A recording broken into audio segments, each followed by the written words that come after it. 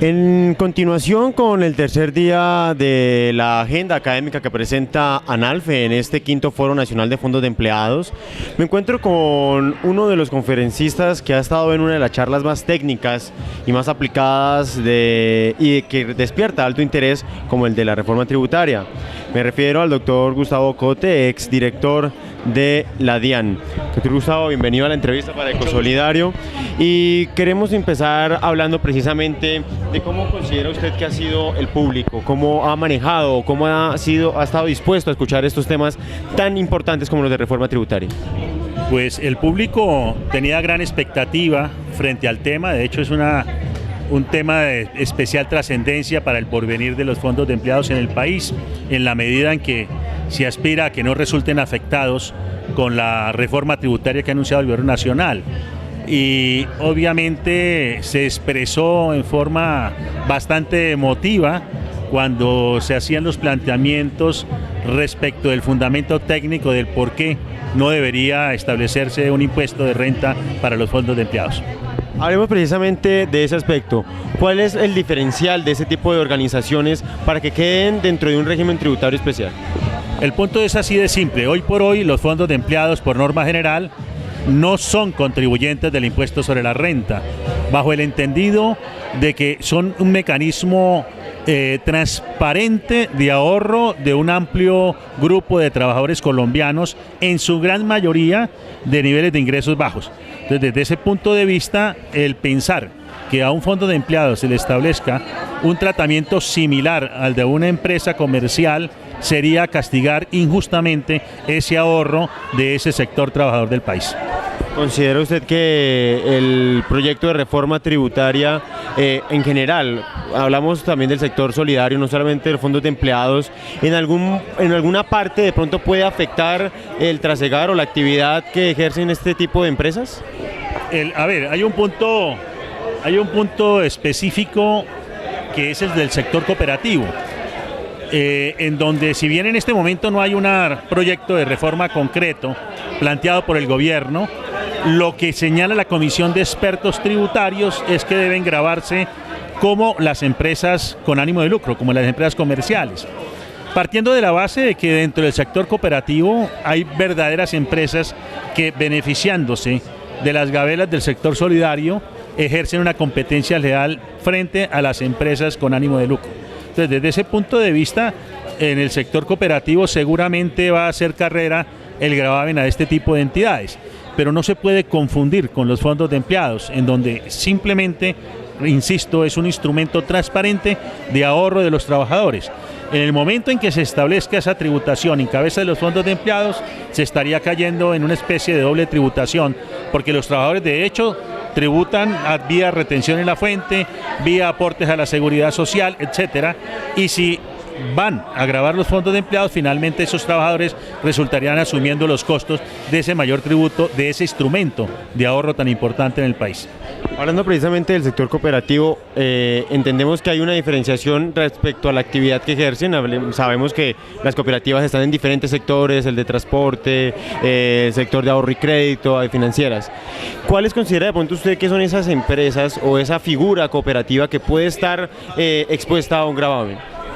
Yo creo que la disposición que se adopte no creo que vaya a establecer diferenciación por sectores, porque en los diferentes sectores se encuentran actores de ese sector cooperativo compitiendo en forma desleal con el sector formal empresarial del país.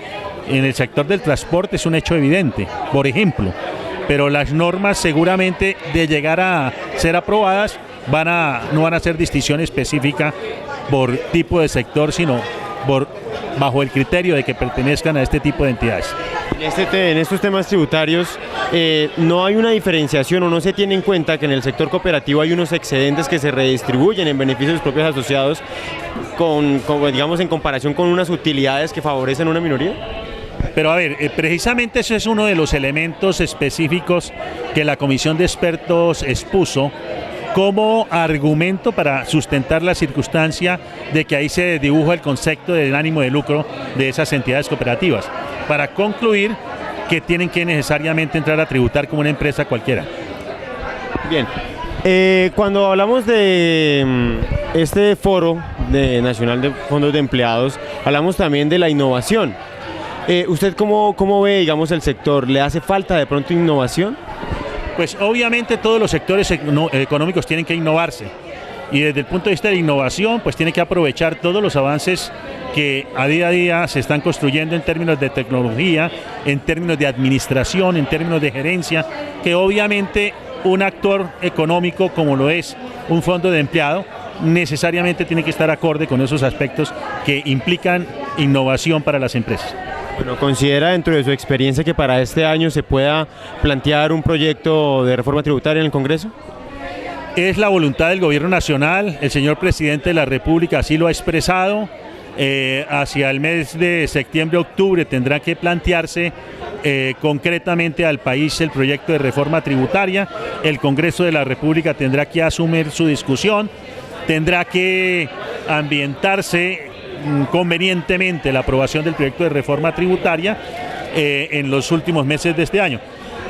Hay algo que debe advertirse, que el marco fiscal de mediano plazo que presentó el Gobierno Nacional no prevé la consideración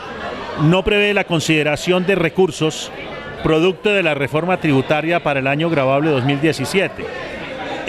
Lo que quiere decir que esa reforma tributaria, con esa concepción estructural que se aspira que tenga en su conjunto, va a establecer mayores impuestos a partir del 2018 hasta el 2020, para poder estabilizar las finanzas públicas y cumplir las metas de nuevos recursos de impuestos que requiere el presupuesto nacional para poder cubrir el hueco fiscal de 23 billones de pesos que tiene hoy en día.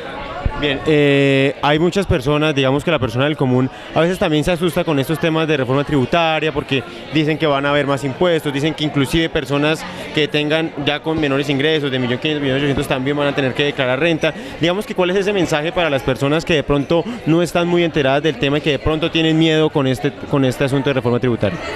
No, el miedo es absolutamente válido.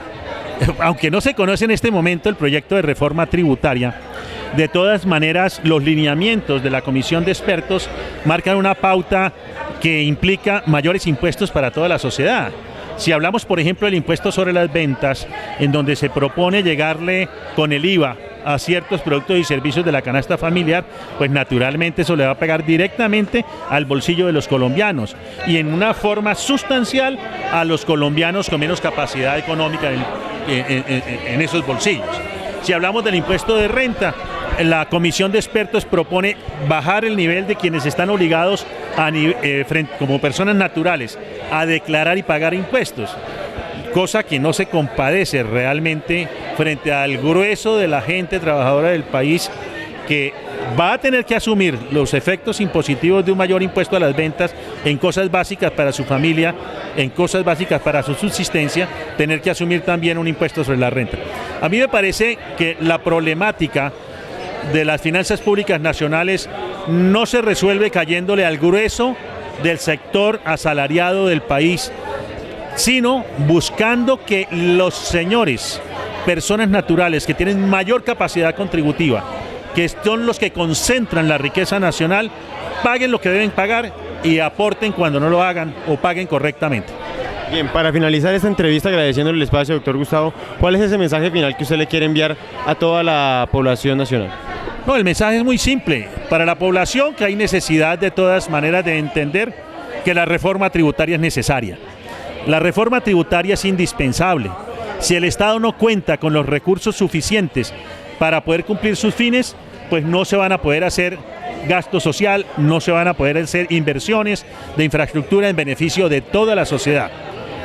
Sin embargo, hay que advertir que si bien esa reforma tributaria es necesaria, debe hacerse para buscar estabilizar las finanzas públicas nacionales, no puede ser a costa del sector trabajador y de menor capacidad contributiva del país. Muchas gracias, doctor Gustavo, muy amable. Gracias.